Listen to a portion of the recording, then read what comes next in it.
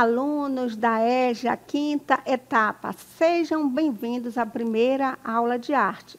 Eu sou a professora Arlene Azulay e vou estar aqui para acompanhá-los nesta aula que tem como objeto de conhecimento. A nossa aula é o número 1, objeto de conhecimento, contextos e práticas, detalhamento, introdução à história das artes visuais, da arte primitiva, arte contemporânea, no contexto das diversas sociedades. E vamos dar início à nossa aula.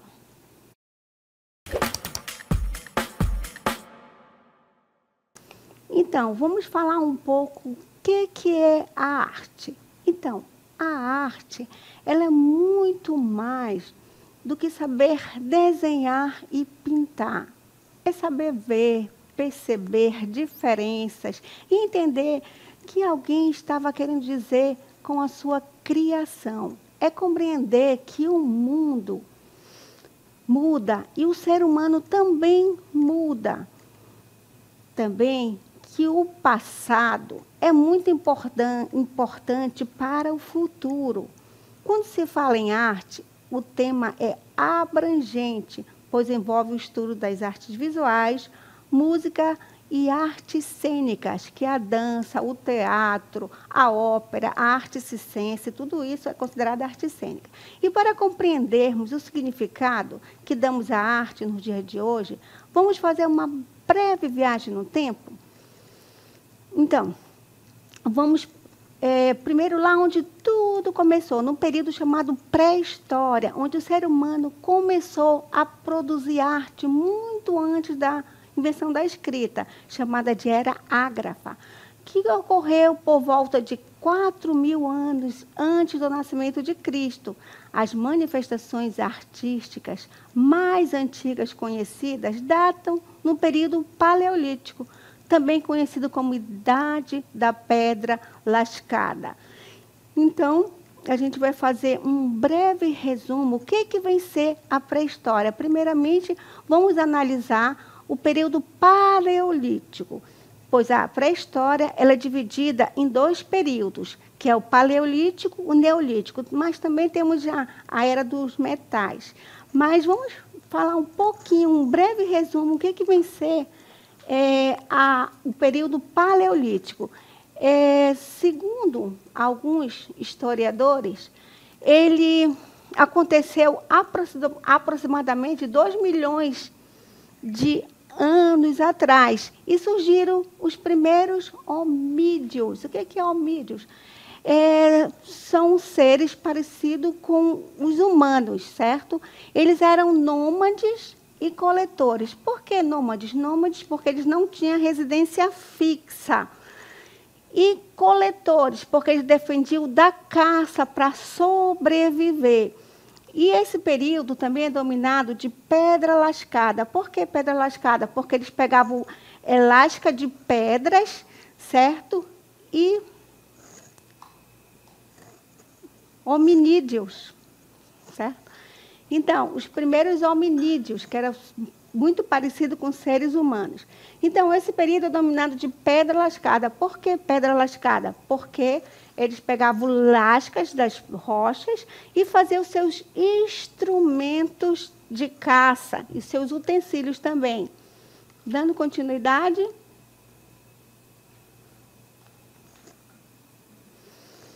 Houve também a descoberta do fogo, certo?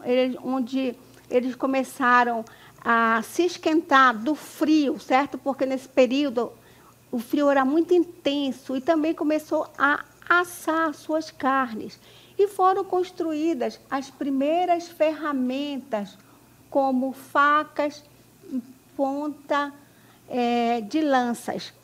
Então, esses instrumentos eram muito rudimentares. E vamos conhecer agora um outro período.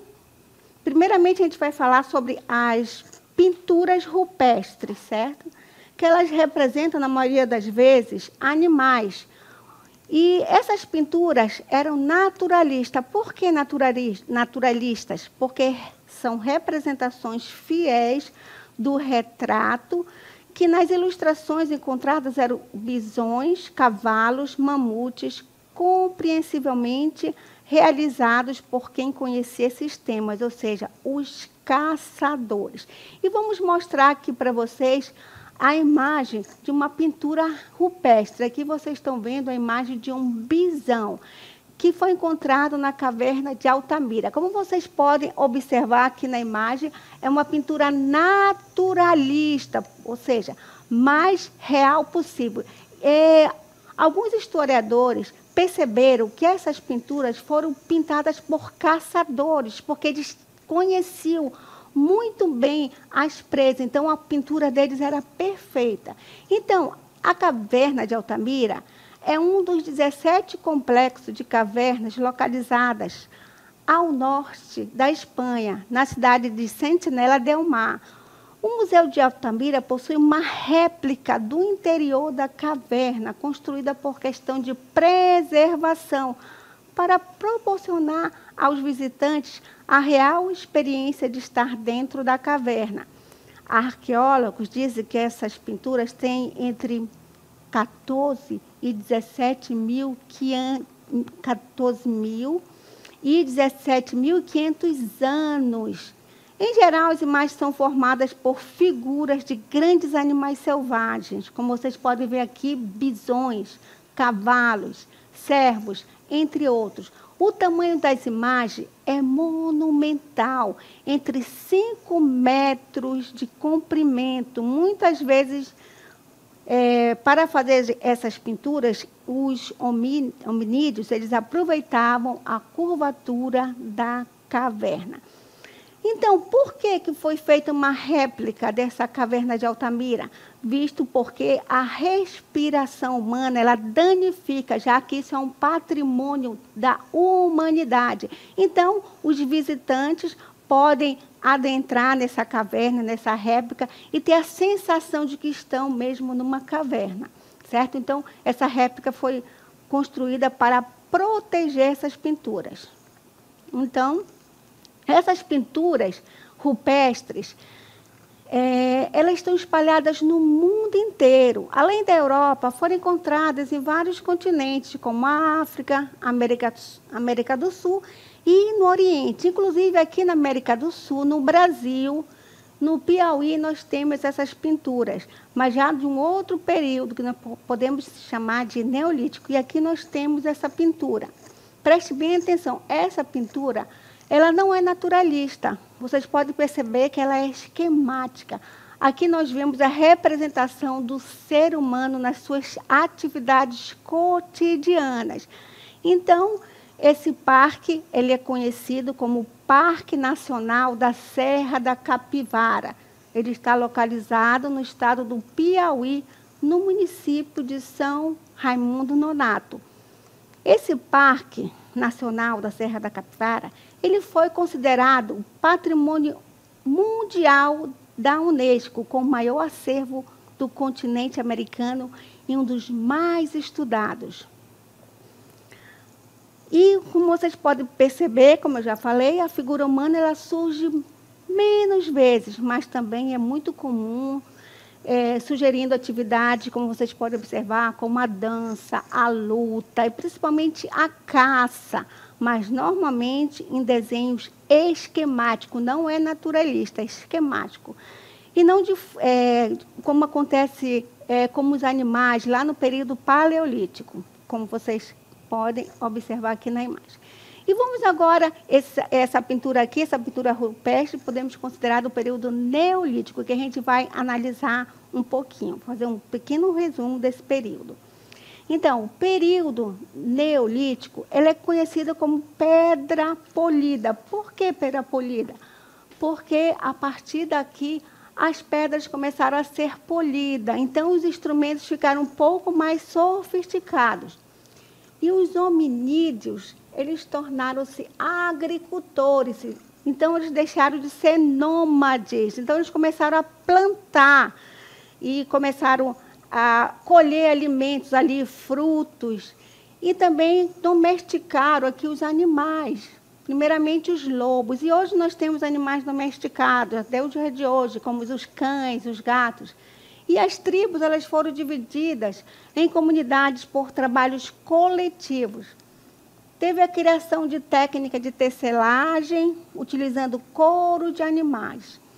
E a construção de moradias e confecção de cerâmicas. Então, a partir daí, eles começaram a guardar seus utensílios, né, as suas sementes, os seus frutos, e sua caça nesses utensílios de confecção de cerâmica.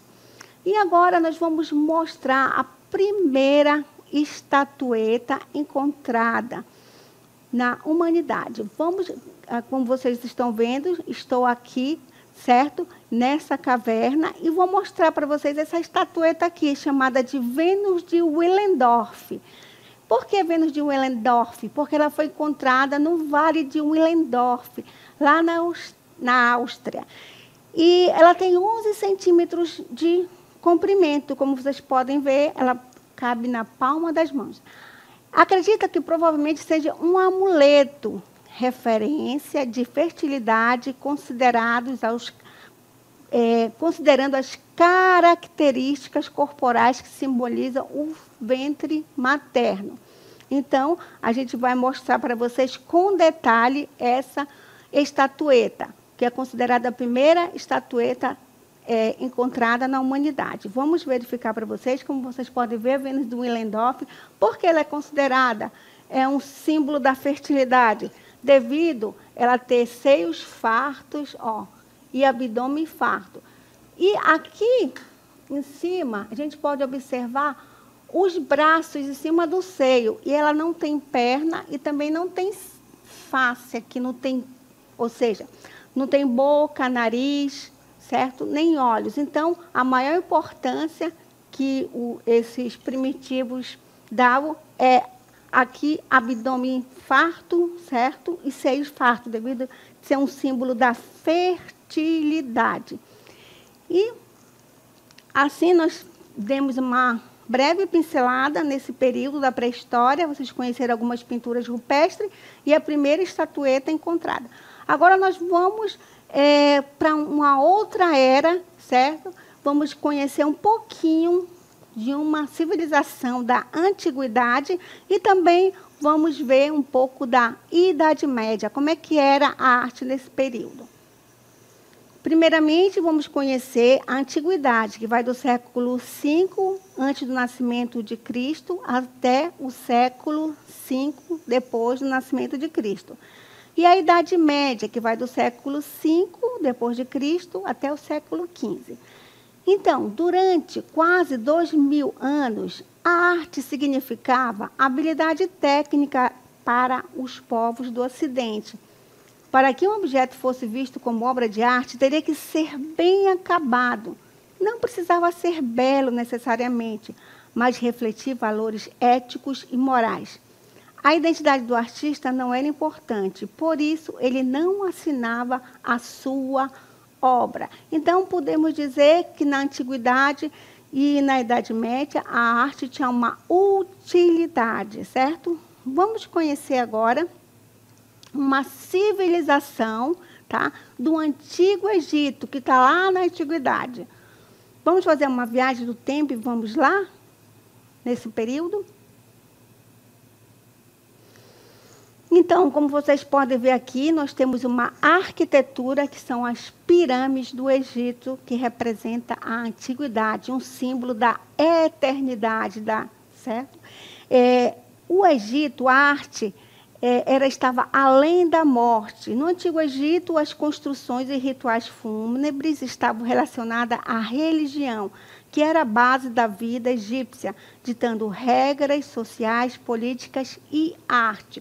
Então, principalmente na arte. Então, o faraó ele era considerado um deus vivo, então ele ditava todas as regras. As pinturas tinham regras rígidas e toda a cultura egípcia era voltada para a religiosidade.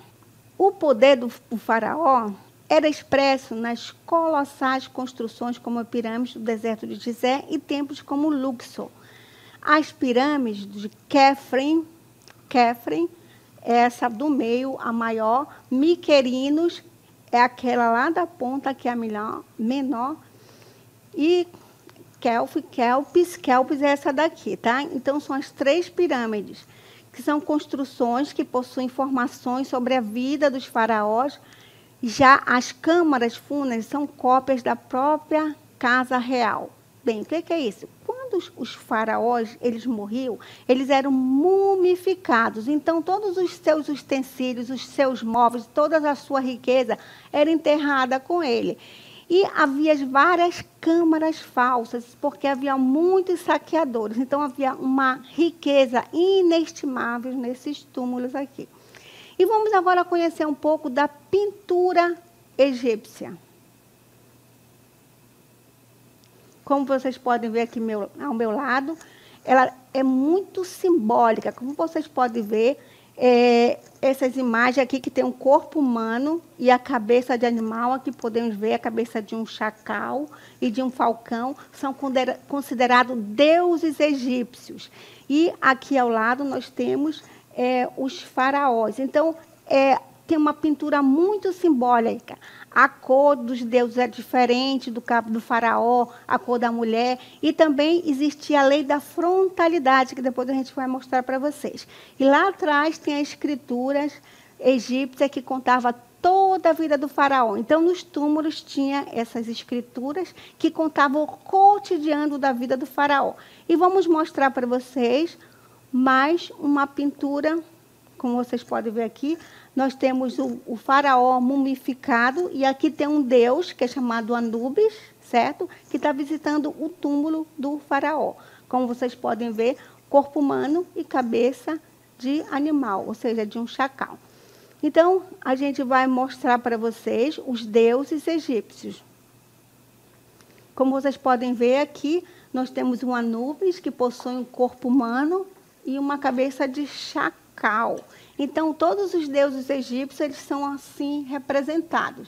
Cabeça de animal e corpo humano. Aqui nós temos o Anubis e aqui nós temos o deus Horus. Pode ver aqui que a cabeça dele é de um falcão e o corpo humano. E temos a lei da frontalidade, certo? A pintura egípcia, ela é representada assim. O tronco sempre de frente e os olhos também. Já a perna e os braços sempre de perfil, como vocês podem ver. Tá? E as cores também têm um simbolismo muito importante. Então, todos os deuses egípcios eles estão representados desta forma, certo? Já falei para vocês do Anubis, da lei da frontalidade. E agora vamos conhecer um outro período da arte, que é lá na Idade Média, que aconteceu no século V depois de Cristo até o século XV.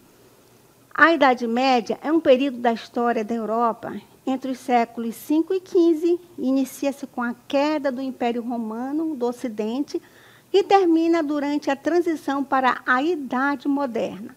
Então, durante esse período, a arte europeia foi marcada por uma forte influência da Igreja Católica. Esta atuava nos aspectos sociais, econômicos, políticos, religiosos, inclusive no campo artístico. Então, toda a arte da Idade Média, assim como na civilização egípcia, era voltada para a religiosidade. O artista, ele não tinha esse livre-arbítrio de desenhar, de fazer uma pintura. Tudo era feito pela Igreja Católica, e ele não podia assinar a sua obra. E todas as pinturas eram relacionadas à Bíblia, às histórias, passagens da Bíblia, aos santos. Então, eram retratos da nobreza e do clero. Então, assim é a arte da Idade Média. E também foram construídas muitas igrejas, isso porque os fiéis não sabiam ler. Então, eles conheciam o dogma da Igreja Católica através dessas imagens, que é uma forma deles aprenderem as histórias bíblicas. E vamos agora conhecer o Renascimento. O Renascimento é do século XIV ao fim do século XVI. Ao final da Idade Média, a grande conquista foi a revalorização do homem e a rejeição da cultura do mundo medieval, em troca de uma preocupação com a ciência, distanciada da religião, interessada em entender as causas das coisas. Então, a arte não era muito voltada para a religiosidade, mas sim os homens já começaram a compreender os fenômenos da natureza. Então, começou aí o estudo da ciência. Por exemplo, Leonardo da Vinci, além de ser um pintor, ele era um cientista, então ele era muito curioso. Então, a gente tem uma obra aí desse período, vamos mostrar para vocês, O Nascimento de Vênus, de Sandro Botticelli. Então, nesse período, surgiram as escolas de arte, onde se ensinavam técnicas e teorias artísticas. Essas escolas se transformaram em academias de arte. Então, foi a partir daí, no Renascimento, que houve essa palavra arte, onde o artista ele produzia uma arte para ser apreciada como experiência estética. A arte não tinha apenas uma utilidade, como na Idade Média, lá no Antigo Egito, que era voltada o quê? Para a religiosidade, certo? E vamos mostrar para vocês uma escultura aqui desse período do Renascimento. Como vocês podem ver aqui, nós temos a Pietà, que ela foi esculpida por Michelangelo. Pietà, em português, significa piedade. E a Pietà é talvez uma das mais famosas esculturas feitas pelo artista e representa Jesus, como vocês podem ver, Jesus morto nos braços da sua mãe. E tem uma expressividade muito grande aí nessa escultura. Então, o poder expressivo e a beleza do corpo são ideais que a Renascença encontrou realizados na arte clássica. Agora, vamos mostrar para vocês um outro período que é a Era Moderna. A Era Moderna vai do século XV ao século XVIII. O estudo sobre a arte e a imaginação foram tidos como fundamentais para se avaliar o que era arte e o que não era. A obra de arte passou a ser aquela que revelava originalidade e provoca uma experiência estética ao apreciador, levando ao conhecimento de si e do mundo. E aqui vamos mostrar para vocês uma obra aqui, tá? Modernista. Aqui nós temos Fuga de um artista russo chamado Kandinsky. Como vocês podem ver, vocês não veem uma obra figurativa, apenas cores, certo? E formas. Então, neste momento, a arte passou a significar a expressão da subjetividade do artista, expressão dos seus sentimentos, desejos e emoções. Vasily Kandinsky foi um artista plástico russo que desenvolveu estudos não figurativos, sendo por isso considerado o primeiro pintor ocidental a produzir uma tela abstrata. Então, vocês viram um pouco da arte moderna, agora vamos para a era contemporânea, que é nos dias atuais. A partir do século XVIII, as diferentes linguagens virtuais, música, dança e representações teatrais, antes ligadas aos festejos sociais, passaram a ser produzidas e apreciadas como imagens artísticas e vistas como espetáculos. Devido a essa intensa e variada produção de arte, surgiram os críticos e estudiosos que teorizam e avaliam as obras de arte. Assim se deu a divisão entre as belas artes e as artes populares, ou seja, entre a alta cultura e a cultura de massa. Agora, vamos mostrar para vocês um pouco o século XX. Então, o século XX, os artistas passaram a questionar a ideia de originalidade na produção de suas obras e abriram para a experimentação de novos materiais. tornando-se livres até mesmo para produzir colagens e montagens, fazendo para isso objetos já prontos, industrializados ou artesanais de recursos tecnológicos. Inclusive, temos a arte conceitual, em que o artista pega um objeto já pronto, coloca numa galeria de arte e faz uma reflexão se aquilo é arte ou não. Vamos agora mostrar para vocês uma instalação. Então, aqui ao meu lado, vocês estão vendo uma instalação. Como vocês podem ver, aqui são troncos calcinados, ou seja, queimados, que foi produzido por um artista, Franz Krasberg, que foi um polonês que se naturalizou brasileiro. Então, ele realizou diversas viagens à Amazônia e no Pantanal Mato-Grossense, fotografando e documentando os desmatamentos, além de recolher materiais para suas obras, como raízes e troncos calcinados, ou seja, queimados. E na década de 1970, ele ganhou projeção internacional com as suas esculturas de madeiras calcinadas. Franz Krasberg ficou conhecido como o artista que adotou a floresta brasileira por ter sido capaz de unir arte e meio ambiente num trabalho que foi além do encantamento no Brasil e elaborou 11 manifestos nacionais. Então, como vocês puderam observar, essa obra de Franz Krasberg, ela faz o que? Uma denúncia ao desmatamento da Amazônia. E agora vamos mostrar para vocês uma outra instalação.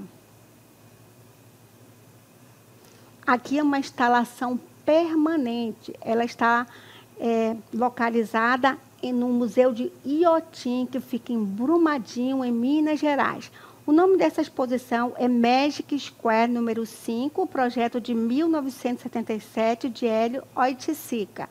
E essas obras são interativas. Por quê? Porque o público ele interage, então ele anda por esses espaços e tem uma experiência sensorial, ele anda por essas pedrinhas, sente o barulho, as cores, o céu. Então, eles contam, essas obras interativas, ela conta com a participação dos espectadores. As manifestações artísticas possuem múltiplos sentidos dados pelo artista, pela obra e pelo público em diálogo. Certo? Então, surgiram, né, nesse período, as performances e os happenings fora de teatros, museus, galerias, buscando locais alternativos para expor arte e intervir no espaço. Vamos agora mostrar para vocês o conceito de performance e o happening. Bem, a performance são intervenções planejadas que misturam artes visuais, música e teatro. Então, por exemplo, uma performance é uma pessoa, ela se pinta totalmente e, por exemplo, ela finge ser uma escultura humana. As pessoas que transitam, por exemplo, na rua, acham que é uma escultura, mas é uma pessoa. Então, ela está fazendo uma performance. Então, existem várias performances. Artistas brasileiros que fazem, por exemplo, Lígia Clark, que faz muita performance. Também temos os happenings. Happenings são obras que aliam o planejamento com o improviso, que envolve a participação do espectador. Por exemplo, existe muito, por exemplo, em uma estação de trem, um grupo de dança, por exemplo, um dançarino começa a dançar e depois outros vêm, está lanchando, aí vem, começa a dançar, começa a imitar os movimentos da dança. Então, o público ali começa a interagir. Então, todos que estão ali naquele ambiente interagem também. Então, isso é um happening, certo? Onde todos têm um grupo de profissionais que mexe com o público e o público participa ali. E nós temos também a arte digital. A arte digital, a arte do computador, é uma expressão artística que utiliza computadores para a produção, manipulação e exibição de imagens. Tornou-se possível a partir da década de 1950, graças ao surgimento de monitores capazes de exibir gráficos de plotters para imprimi-los. E a gente termina essa aula com a seguinte reflexão. Qual é o significado da arte? Nenhum e todos. Isso porque a arte é uma forma de representação social que carrega visões do mundo de diferentes grupos sociais, de diferentes tempos e lugares. Para compreendê-la, é preciso conhecer os códigos e as convenções culturais de cada grupo. E assim, nós terminamos essa aula. Eu sei que o tempo foi corrido, porque nós fizemos uma viagem desde a pré-história até o tempo atual. Então, espero que vocês tenham compreendido e assim finalizamos essa aula.